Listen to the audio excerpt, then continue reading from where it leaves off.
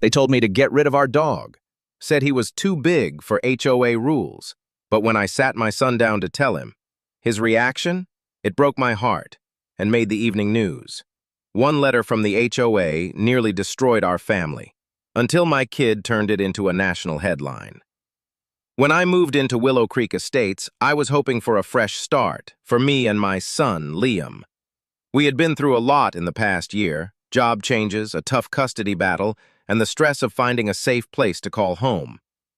The neighborhood seemed perfect. Quiet streets, kids riding bikes, neighbors waving hello. It was the kind of place where you could imagine building memories. But the real reason we felt at home was Max, our golden retriever. Max was more than just a dog. He was Liam's best friend, protector, and constant companion. Calm, gentle, and so smart that sometimes I swore he understood every word Liam said. Every morning, Liam and Max would run in the backyard, playing fetch, or just lying under the big oak tree. Max was part of the family, the heart of it. Moving into an HOA community had seemed like a great choice. Neighbors kept their yards clean, and rules seemed reasonable. No barking dogs, no loud parties, no crazy disturbances, just peace. At least that's what I thought. It happened on a Tuesday. I opened the mailbox like any other day, expecting bills, maybe some junk flyers. But instead, I found a crisp white envelope, stamped with the words, Maplewood HOA Compliance Division. My stomach dropped. I opened it slowly, reading each line twice to be sure I understood. This letter serves as formal notice that your household is in violation of HOA Regulation 4.3b, pet size limits. Animals exceeding 40 pounds are not permitted within the community. You have 14 calendar days to remove the animal or face a daily fine of $250. I stood there frozen, the letter trembling in my hands. Max was over 80 pounds, a big, gentle fluff ball of a dog who had never so much as growled at a squirrel. At move-in, the leasing agent never mentioned any size restrictions. And the HOA welcome packet? It only said, no aggressive breeds, must be leashed in common areas. Max was neither aggressive nor roaming. He was just a sweet, sleepy dog who spent most of his time curled up next to Liam. I called the HOA office trying to understand. The woman on the phone said calmly, we received multiple complaints from residents about a large dog seen off-leash. Whether he barked or not is irrelevant. He exceeds the weight limit and the rules are clear. You need to remove him, or we will begin daily fines. That was it. No compassion. No chance for appeal. No understanding that this dog was part of our family. I hung up the phone, heart pounding. How was I supposed to tell my son? I waited until after dinner. Liam had just finished feeding Max, their usual routine. Max wagged his tail, licked Liam's hand, then curled up beside him on the rug, head resting gently on Liam's foot. I sat down beside them, holding the letter in my lap. Hey, buddy, I said softly. Can we talk for a second? He looked up, already sensing something was wrong.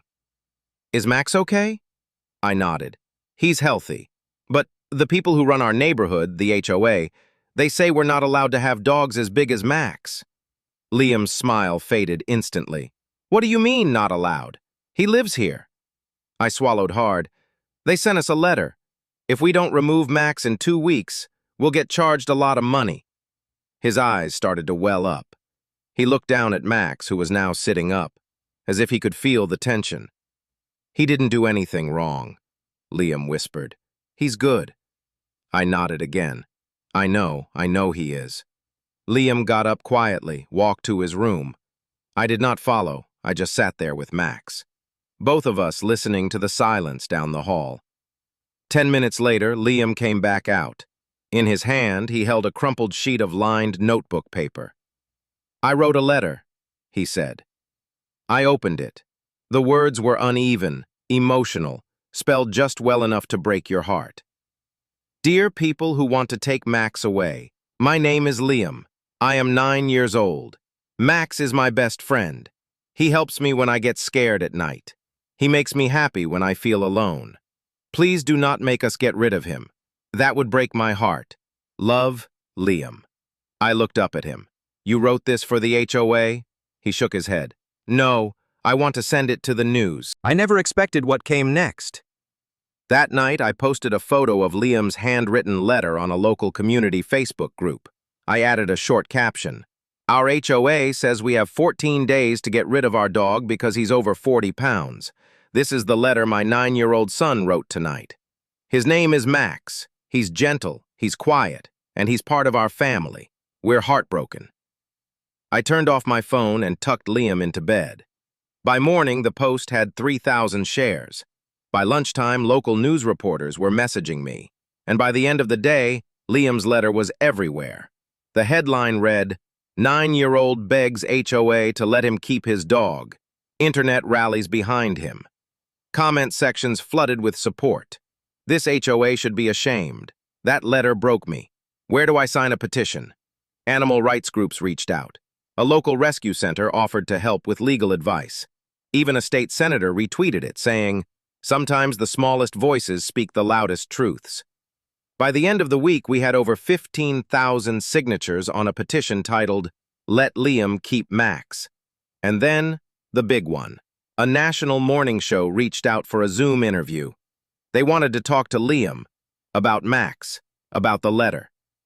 Liam, nervous but proud, sat beside Max on our couch as the host read his letter live on air. By the time the HOA saw what was happening, it was already too late to hide. The neighborhood knew, the state knew, the country knew. This was no longer just about a dog. It was about doing what was right. The next few days were a whirlwind. News vans parked outside our neighborhood gate. Reporters walked the sidewalks asking residents for their thoughts on the dog incident. HOA board members tried to stay silent, but it only made things worse. Because while they hid, our neighbors stood up. The petition passed 25,000 signatures. Someone printed out hundreds of copies of Liam's letter and taped them to HOA office windows overnight. Let Max stay. Liam deserves better. Rules without compassion are cruel. The HOA tried issuing a statement. We value all residents equally, but policies must be followed for community safety. Wrong move. A local animal welfare group immediately responded. A calm, trained family dog is not a threat. A child's bond with their pet is not a violation. This is heartless bureaucracy. Then came the pressure from within. 3 HOA members resigned. One anonymously said, I didn't sign up to evict dogs and break kids' hearts. The HOA president was cornered on camera while leaving her car. Reporter, what do you have to say to Liam? Her reply, no comment. Reporter, what about Max? Her reply, he's just a dog. And that was the final spark, because that night, someone chalked the sidewalks in front of the HOA office with, he's not just a dog, he's Liam's best friend. Within 48 hours, the board called an emergency meeting. Residents were invited to speak. Hundreds showed up. And Liam, he stood on a small stool, held Max's leash and read his letter again, this time through a microphone. The room fell silent. Even the board members looked away. The community center was packed. Folding chairs filled the room. People stood in the back. A few brought their own dogs on leashes as quiet symbols of support. The HOA board sat behind a long table, stone-faced, papers stacked, microphones ready. And at the front of the room stood Liam, small and brave, one hand resting gently on Max's back. When the HOA president finally cleared her throat, the room went still. After reviewing the situation and receiving an unprecedented volume of feedback, the board has reached a decision. She glanced at the paper in her hands, then back up at the crowd. Effective immediately, the HOA's pet policy is amended. Dogs over 40 pounds will now be permitted on a case-by-case basis, beginning with Max. The room erupted. People clapped, some cheered, and a few even wiped away tears. Liam looked up at me, wide-eyed. We did it? He whispered. I nodded, eyes stinging. We did it. Max wagged his tail like he had known it all along. But it was not just about the policy change. The board also issued a formal statement of apology, addressed directly to Liam. They admitted their communication was cold and impersonal, and they pledged to review all future enforcement with compassion first. The story aired again that night, this time with a new headline: Boy's Letter Saves Family Dog. HOA reverses policy after public outcry. Later that week, Liam received over 50 letters in the mail. Some were from kids across the country. Some were from adults who had once lost pets to similar HOA rules. One read, "Thank you, Liam. You gave us all a voice. You reminded us what matters." And Max? He was the happiest he had ever been. No more leash tension, no more whispered conversations, just open parks, sunny backyards, and a boy who never had to say goodbye. Weeks passed. The news cameras left. The reporters moved on. But in our little corner of the world, something had changed forever. People smiled more when they passed us on the sidewalk. Neighbors waved at Max. Some even asked to pet him. Kids in the neighborhood started writing their own letters, not to protest, but to thank Liam. One child's voice had reminded an entire community what compassion looks like. The HOA was quieter too, but in a good way. They started holding community meetings with open Q&As. They invited residents to help revise policies, not just follow them. And they made space for people and their pets to feel included.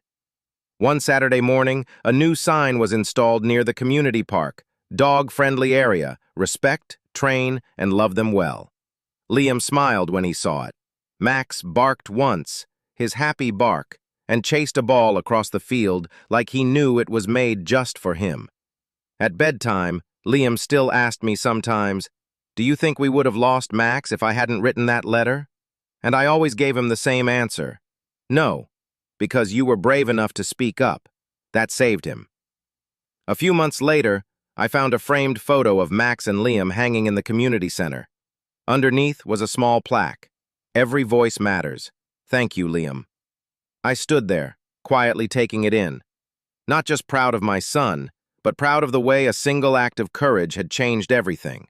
Because sometimes, the strongest family is not defined by rules or weight limits or printed letters. It is built in backyards, with muddy paws, handwritten notes, and the love between a boy and his dog.